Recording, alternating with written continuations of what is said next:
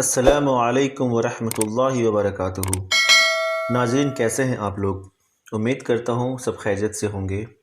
اللہ آپ لوگوں کو ایسے ہی خوش رکھے۔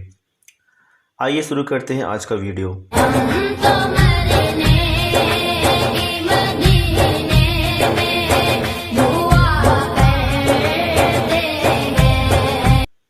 آج کا جو موضوع ہے وہ کھانے کی دعا کے بارے میں ہے۔ آئیے شروع کرتے ہیں پہلے کھانے کی دعا سے۔ کھانا کھانے سے پہلے کی دعا، بسم اللہ وعلی برکت اللہ، یہ کھانے سے پہلے کی دعا ہے۔ جن حضرات کو یہ دعا یاد نہیں ہے وہ حضرات بسم اللہ پڑھیں۔ اگر کوئی شخص کھانے سے پہلے کی دعا پڑھنا بھول جائے اور اسے کھانا کھاتے ہوئے یاد آئے تو یہ دعا پڑھے، بسم اللہ اولہ و آخرہ۔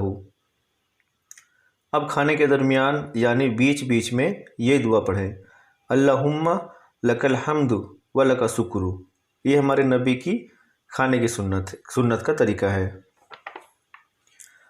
جب کھانے سے فارغ ہو جائے یعنی کھانے کے بعد کی دعا، آئیے سیکھتے ہیں۔